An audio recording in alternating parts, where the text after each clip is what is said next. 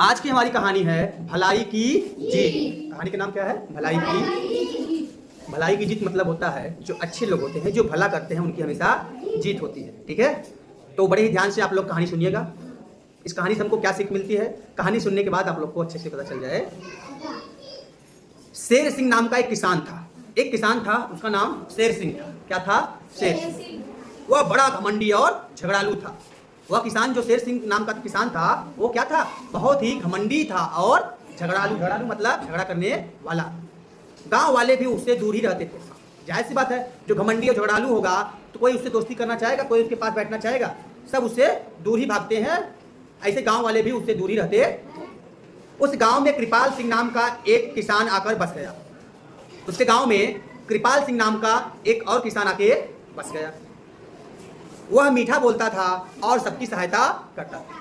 अब देखो, जो शेर सिंह था वो बहुत ही घमंडी था और झगड़ालू था, मतलब अशब्द बोलता होगा, झगड़ा करता होगा, मारपीट करता होगा। लेकिन उसी के विपरीत जो कृपाल सिंह नाम का किसान था वो बहुत ही मीठा बोलता था और सबकी सहायता करता था, मतलब भलाई करता। गांव वालों ने कृपाल सिंह से कहा, तुम शेर सिंह से दूरी रहना।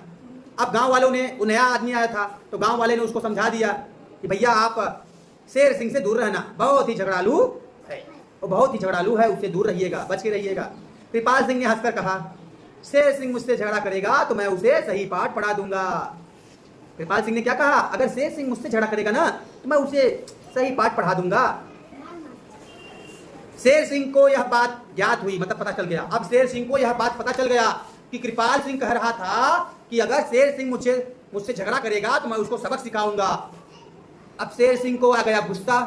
वह क्रोध से लाल पीला हो गया। लाल पीला मतलब क्रोधित होना, लाल पीला होना मतलब क्रोधित होना, गुस्सा आ जाना। जैसे तुम लोग गुस्साते हो जब कुछ मम्मी घर पे नहीं देती है खाने के लिए तो गुस्सा आ जाते हो एकदम क्रोध से ना।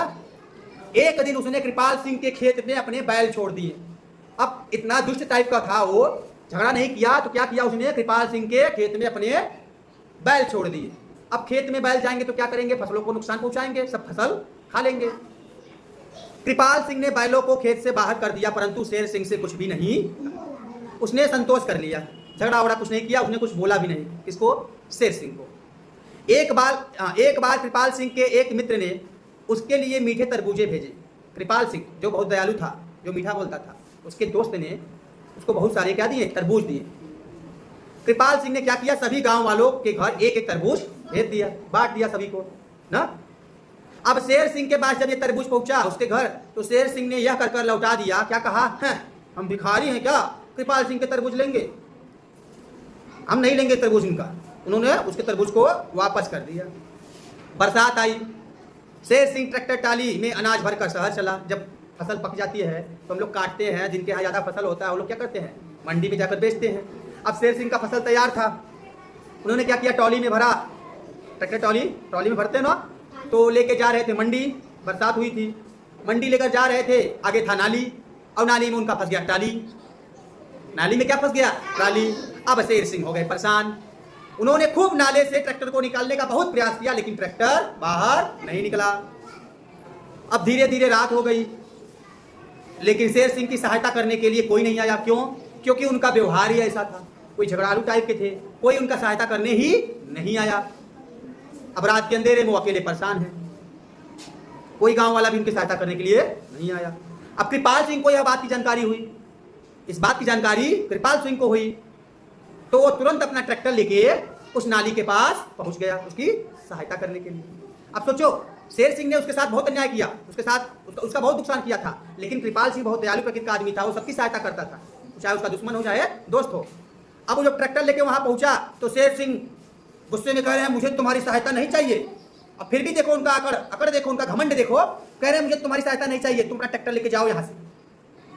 हाँ, तो कृपाल सिंह भी जिद्दी थे। उन्होंने कहा, तुमको जितना भी गुस्सा करना हो कर लो, लेकिन मैं तुम्हें यहाँ पर रात में अकेले छोड़कर नहीं जा सकता, मैं तुम्हारी सहायता करूंगा, तुम चाहे मानो चाहे मत मानो।